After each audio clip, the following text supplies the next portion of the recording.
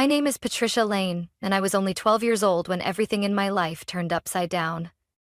That morning started like any other day. Dad kissed my forehead, smiled gently, and left the house to head to the construction site. He was a site supervisor for a civil construction company in Oregon. I still clearly remember the denim jacket he wore and how he said, "I'll bring home your favorite pastry this afternoon." That was the last thing I ever heard from him. Mom didn't even look up when Dad walked out the door.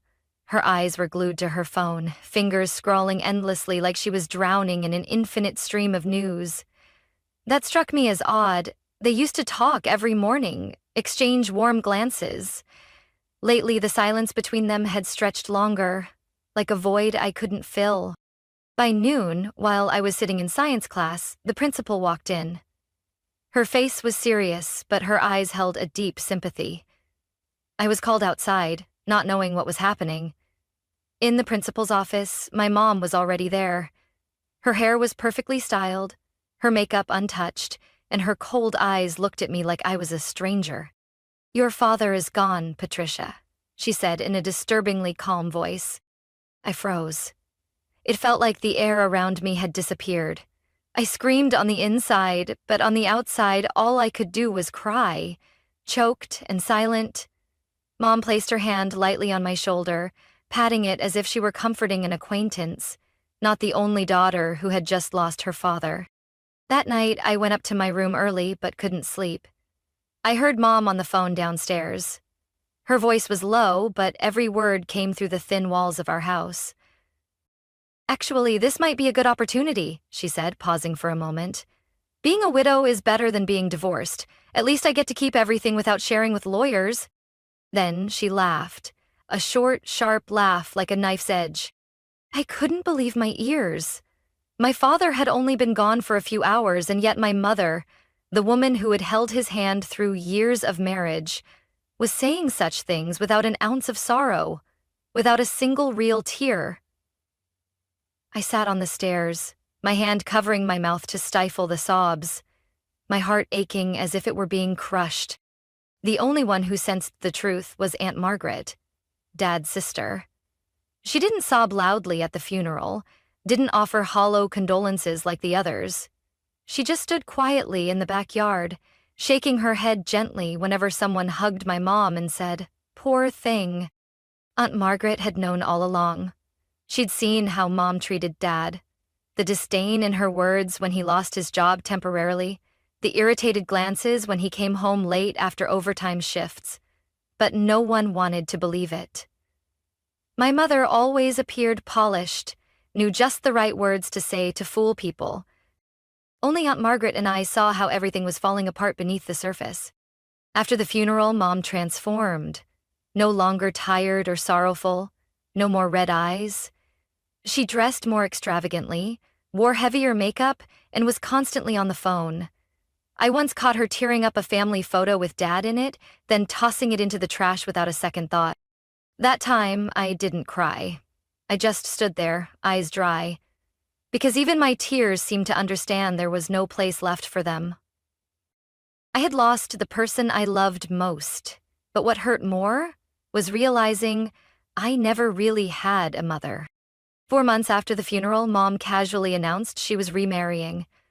She didn't sit me down or ask how I felt. She stood in the kitchen, stirring her morning coffee, and said it as if she were announcing the weather. "Patricia, Daniel and I are getting married at the end of the month." I froze in place. The spoon in my hand dropped to the floor with a cold clang. Daniel Morrison, the man who had shown up at our house a few times after Dad passed. At first, he just came by to help Mom cope with her grief, but over time, he appeared more frequently, even bringing his 2 kids, Chase, 14, and Kayla, 11. Chase always looked at me like I was from another planet, while Kayla rarely spoke, just quietly assessed me head to toe whenever her mom signaled her. I used to think I was imagining it. I wasn't. The wedding was a private ceremony in a small garden outside Boise, Idaho. I had no role in the event, wasn't asked about the dress, seating, or even if I wanted to go.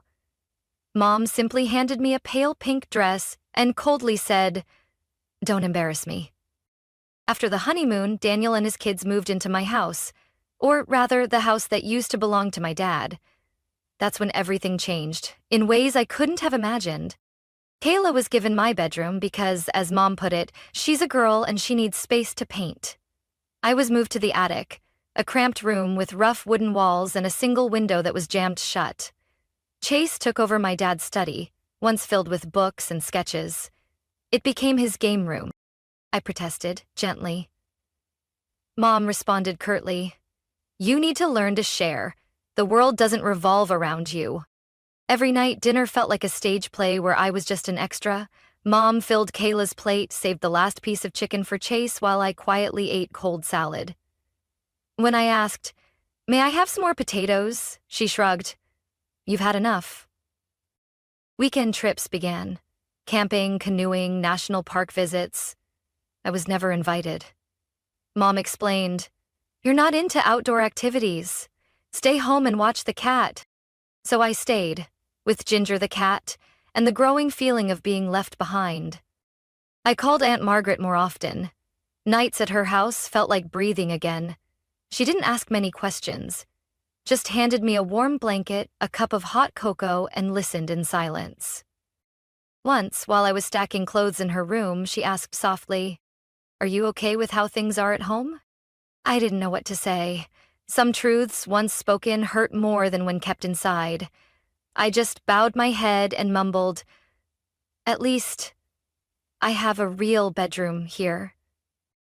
She squeezed my hand. Her eyes held no anger, no pity, just a deep understanding that made me want to cry. One Friday afternoon, I came home from school and saw Mom and Kayla sitting together in the living room. The table was covered with markers and drawing paper. They were laughing. Mom gently untangled Kayla's hair from her sweater, smiling like I didn't even exist. That image froze me at the doorway, my chest hollow. "Patricia, walk softer," Mom snapped. "Kayla needs to concentrate." I turned away and quietly climbed the stairs to the sweltering attic. No lock on the door, no one to check on me. Just me and the wind whistling through the jammed window. That night, I pulled out a small notebook and wrote my first line. "I will not be forgotten. Not like this." I started thinking about college when I turned 17. Late afternoons in the school library, I sat alone researching business schools, scholarship programs, and dreaming of a life I could finally control. A life where I wouldn't be shoved into attics or called the extra problem, in a family I never chose. One evening, while Mom was baking for Kayla's upcoming birthday party, I gathered my courage and stepped into the kitchen. The scent of butter and vanilla lingered in the air, clashing with the heaviness in my chest. "Mom," I said, trying to stay calm, "I want to apply to the University of Minnesota. They have a great business program, and I've almost finished my application." She stopped, turned to look at me, not with surprise or emotion, but with visible irritation. "Patricia, where do you think the money for college is going to come from?" She set the cake pan on the counter, wiping her hands on her apron. "Chase is starting senior year, Kayla's got real artistic talent, and I'm planning to enroll her in an art academy out of state. You need to be realistic." I bit my lip. "What about Dad's savings?" I remember he once said. Mom frowned and cut me off with a sigh. "Are you still stuck on that? Your father didn't leave anything. Whatever was in the savings account was used for hospital bills, the funeral, and living expenses all these years. Did you think food, clothes, and a roof over your head were free?" I stood frozen, not because of her answer, but because of how she said it. As if my very existence was a burden. Still, I didn't give up. That weekend, I went to Aunt Margaret's house as usual. She made peppermint tea and the cookies still smelled fresh from the oven. We sat on the porch swing where the late afternoon sunlight stretched across the lawn like a soft blanket. I told her everything, about the conversation with Mom, about my dream of going to college, and the lingering doubt I had about the money Dad once said was set aside for me. Aunt Margaret stayed silent for a moment, then stood up and went inside. I waited, clutching my now cold teacup. When she came back, She held a small old metal box, secured with a tiny latch. "I've been keeping this for 5 years," she said, her voice low but warm. "Before your father passed, he came to see me. He was worried. He said things were changing at home and he didn't want to take any risks." My eyes widened as she handed me the box. Inside was a thick envelope, sealed tightly with tape. My hands trembled as I opened it. A bank statement fell out, and my heart pounded. Over $72,000 in the account. The beneficiary, me. The assigned trustee, Margaret Lane. "Your dad had been putting money into that account for years," Aunt Margaret said, looking at me with love. "He didn't say why exactly, but when I heard he passed and saw how things changed with your mom, I knew why he did it." I was speechless, tears threatening to spill.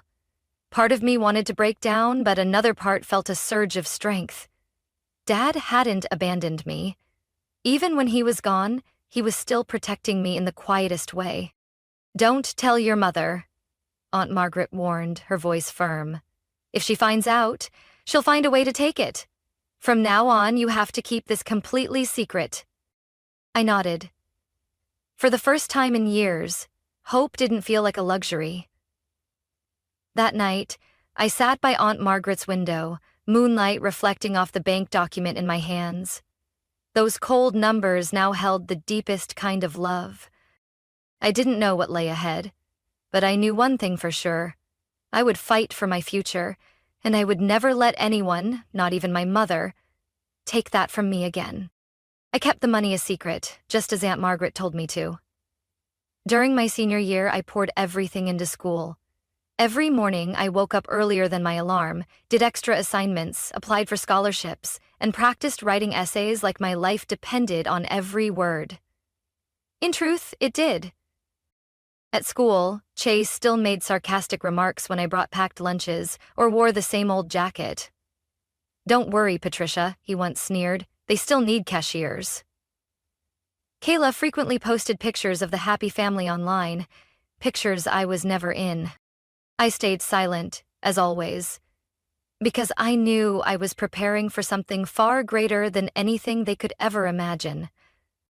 That spring, when I turned 18, I received my acceptance letter from the University of Wisconsin-Madison, majoring in business administration. I also earned a partial scholarship thanks to my grades and an essay about my determination to build a life on my own terms. I didn't show the acceptance letter to my mom. Instead, I quietly planned my departure, with Aunt Margaret's help and the money my dad had saved for me. 3 months later, I left the house where I had lived like a shadow. No farewell party, no hug. Mom just asked flatly, "Are you sure you can handle living on your own?" I smiled, nodded, and walked out the door, feeling as though I had just removed a weight I'd carried for years. College life wasn't easy, but I loved every moment of independence. I worked at a cafe near the dorms, joined academic clubs, and never passed up an internship opportunity. That's where I met Jessica Ward, a classmate whose personality was the opposite of mine. Bold, energetic, but incredibly kind. One time, while working on a marketing strategy project together, Jessica invited me to her house to prepare our presentation. I didn't expect the house to be a 3-story mansion in suburban Madison, and I certainly didn't expect her father to be Malcolm Ward, CEO of a well-known marketing firm called Ward & Cole Strategies. After our rehearsal, Mr. Ward overheard us practicing. He stepped into the room, nodded approvingly, and asked me a few questions about my market analysis. He didn't say much then, but a week later, Jessica handed me his business card and said, "My dad wants to meet you. I think he's looking for interns." That summer, I started my internship at Ward & Cole. At first, I handled small tasks, compiling data, assisting with events, making coffee. But I observed, learned, and stayed late whenever I could. When a senior employee suddenly left, I volunteered to finish her unfinished market report. That report caught Mr. Ward's attention. After graduation, I was offered a full-time position. I began as a market analyst.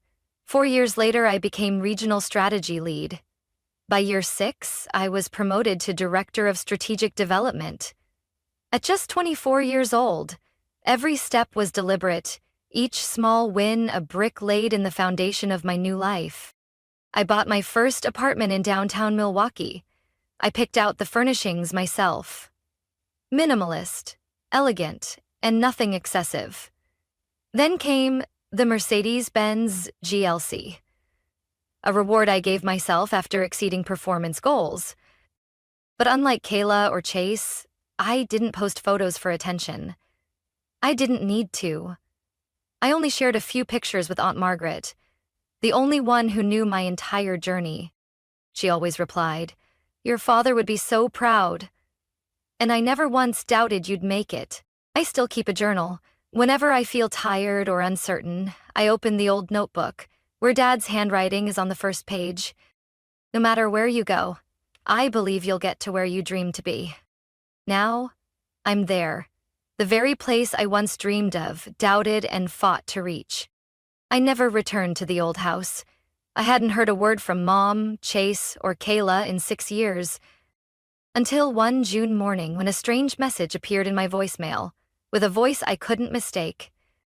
"Patricia, it's Mom. I have something I want to talk to you about." The message came at 7 a.m., on the same day I was promoted to Regional Vice President at Ward & Cole.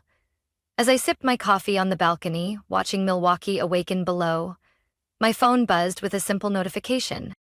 "Patricia, I'm having my 55th birthday party at Belle Rive Restaurant, Saturday, 7 p.m. You should be there. Don't make people think I didn't raise you right." No warm greeting, no explanation, just a cold demand.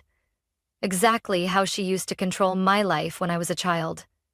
Even the way she wrote "you should be there" made me laugh. Like nothing had happened all those years, like I was still stuck in the attic eating dinner alone. I planned to delete the message, but part of me, not to forgive, but to prove something, wanted to see the look on her face when she realized the daughter she once abandoned had grown up. That afternoon, I sat with Aunt Margaret in the living room, recounting the message with a smirk. She set her teacup down, watching me for a long moment. "Are you going to go?" I nodded. I don't want anything from her, but I think it's time she saw the truth she's been denying all these years. Aunt Margaret raised an eyebrow. "So, what are you going to give her?" I opened my phone and showed Aunt Margaret a confirmation email. A 3-month luxury vacation at a 6-star resort in Iceland, first-class tickets, full-service package. Total cost, $180,000. Aunt Margaret nearly dropped her glasses. "Goodness, Patricia!" I gave a soft smile. She'll never receive this trip, but I just want to see her reaction, just once.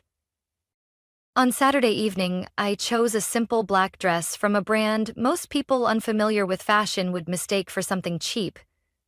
I took a taxi to Belle Rive, a fancy-looking restaurant, but I knew the truth. The food was average at best, and the price was inflated by chandeliers and background violin music. The private dining room was decorated with candles and elegant fake flowers. My mother sat in the center, her sequin dress sparkling, makeup flawless down to every detail. Next to her was Daniel, still as dull as ever. Chase and Kayla flanked them, beaming in designer outfits, acting like movie stars. When she saw me, Mom narrowed her eyes, then forced a social smile. "Oh, Patricia, you showed up on time. At least you still remember your manners." I didn't respond. I just smiled and walked toward an empty seat at the end of the table. The party unfolded like a stage play. Relatives gave ordinary gifts, which my mother praised like they were treasures. A scarf, a cosmetic set, a shopping voucher. Then it was Chase and Kayla's turn. They stood hand in hand, confidently presenting their gift like they were delivering a graduation speech. "Mom," Chase began, "Kayla and I saved up all year to get you something really special." Kayla held up her phone, showing a picture of a brand new massage chair already set up in the living room. Mom clutched her chest and feigned being overwhelmed. "Oh my, you two are the most thoughtful children in the world." Then her gaze drifted toward me. "And what about you, Patricia?" I'm not expecting much, maybe a card or a handkerchief. I calmly opened my handbag, took out a small blue box neatly wrapped with a white ribbon. I pushed it toward her. Just open it and see. She took the box and glanced at it like she was judging a last-minute bargain bin item. When she opened it and saw the slip of paper inside, she frowned. What is this? I sat up straight. A reservation confirmation for Aurora Blue Resort in Iceland. 3 weeks, full-service package, first-class tickets. That's my birthday gift to you. The room fell silent. Kayla dropped her spoon, Chase's eyes widened, and Daniel stopped chewing his cake. Mom looked at the paper, then at me. Are you joking? Where did you get the money for this? I smiled, my gaze steady. I am the Regional Development Vice President at Ward & Cole. I live downtown, and the taxi I took tonight was so I didn't have to worry about parking my new Lexus I bought last week. Her face froze. No more smiling, no more sarcasm. Only shock. I stood up, gently took the box back and placed it in my bag. But you're right, if you think this gift isn't valuable enough, I'll give it to someone who truly deserves it. I turned and walked away, my heels clicking clearly across the silent room. Outside the restaurant, the summer breeze brushed through my hair. I took out my phone and sent one message to Aunt Margaret. The trip to Iceland is yours. I left Belrive behind in a heavy silence, walking away from the stunned stares of my mother and the family, who never really saw me as one of them. That night, I didn't go straight home. I stopped by Aunt Margaret's, where the lights were still on and a cup of hot tea was already waiting, as if she had known exactly how the evening would unfold. I told her everything, the way my mother belittled the gift before opening it, her shock when she saw its real value, and what I said before leaving.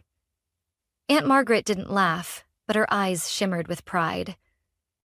You did what most people never dare to, place your own worth above fake approval. I nodded, feeling lighter. I don't need her apology. I just need her silence. But silence didn't come the way I hoped. The next morning, as I was getting ready for work, my phone wouldn't stop buzzing. 3 missed calls from an unknown number. Then a message arrived. Patricia, we need to talk. About last night. And about us. I didn't reply. An hour later, another call. This time from Daniel's number. I had forgotten he still used the same one. Then Kayla called. Chase sent a message. Mom is really upset. Maybe our little sister didn't need to go that far. Little sister. The phrase sounded so fake.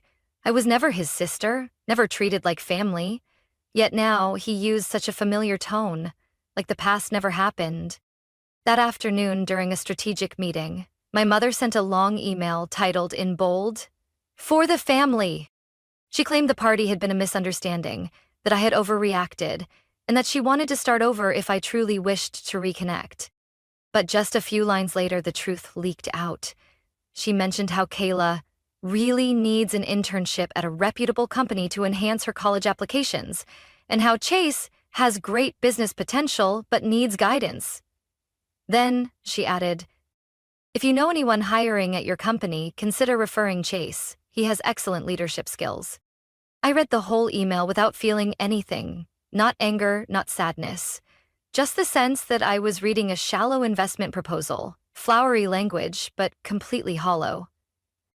The next day, I blocked every number from my mother's family. I filtered their emails, I changed my social media privacy settings, and told our office security team that anyone with the last name Morrison should not be allowed in. Late that evening, Aunt Margaret called, her voice hesitant. Patricia, your mother came to my house this morning. I paused for a few seconds. What did she say? She wanted your address, said she had the right to see you, that a mother shouldn't be treated like a stranger by her own child. I told her she gave up that right a long time ago. I closed my eyes, imagining her standing on Aunt Margaret's porch, wearing her designer dress, makeup flawless, gripping her purse like she was bidding at an auction. Did she do anything outrageous? I asked. She did. She yelled in the street, accusing me of dividing the family, that I was selfish, and that everything she ever did was to help you succeed. I let out a quiet laugh. Succeed by locking me in an attic? I told her that. She went quiet for a while, then left, but, Patricia, the look in her eyes, I think she's truly desperate this time. I didn't know what emotion I was feeling. Sadness? Pity? Or just the numbness of years of abandonment? But I knew one thing for sure. No amount of late tears could erase years of being forgotten. And coming back just for benefits could never be called love. That night, I sat alone on my sofa, gazing out at the city through my large window.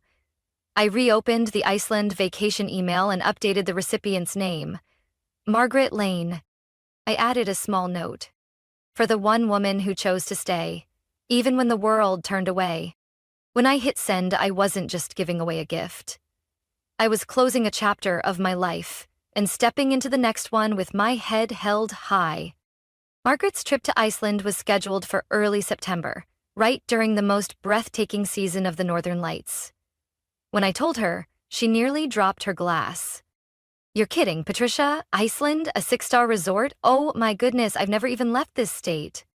I smiled, laying the printed flight tickets and itinerary on the wooden kitchen table. No kidding. You deserve all the best things. And more.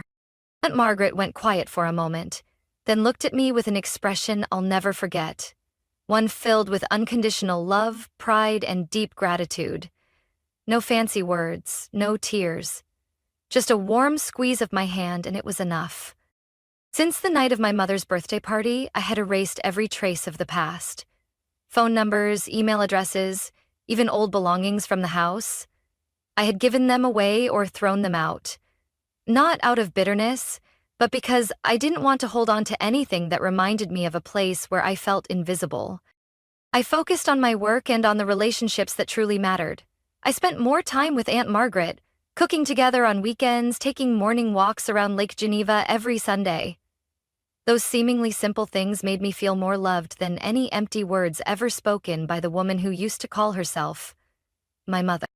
A week before the trip, I scheduled a private car to pick Aunt Margaret up at the airport, hired a local guide so she could fully enjoy everything without worry, and even booked a full-body spa session at the hotel she'd be staying in, with a view that looked out to snow-covered mountains year-round. Aunt Margaret couldn't stop laughing as I listed the plans. You're turning me into royalty.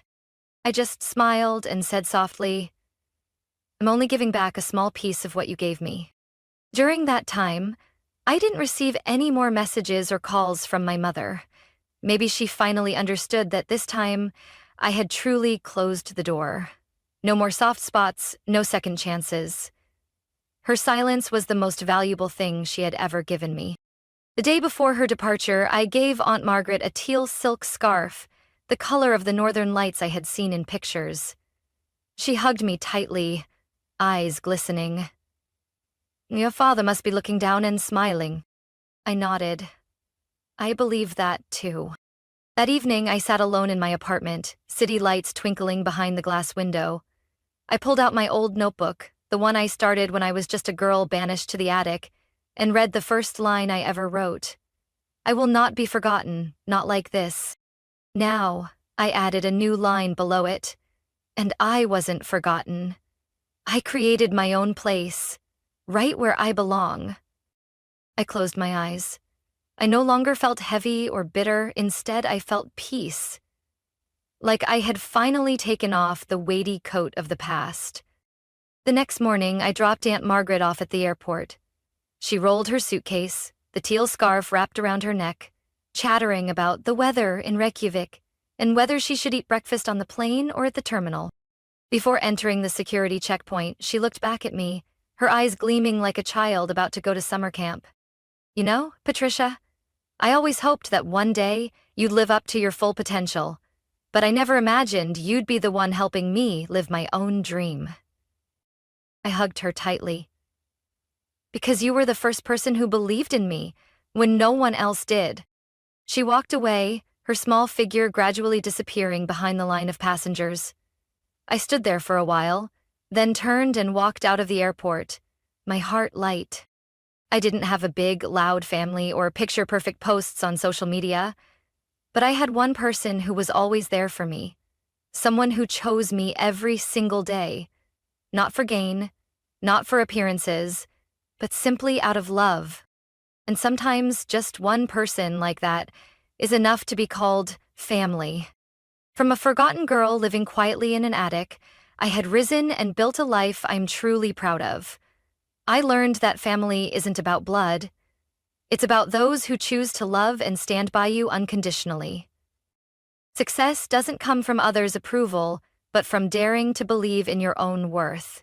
And sometimes, finding happiness means having the courage to let go of what once hurt you. What do you think about Patricia's story and her courageous choices? Share your thoughts below. And don't forget to follow the channel for more heartwarming and meaningful stories about family and life.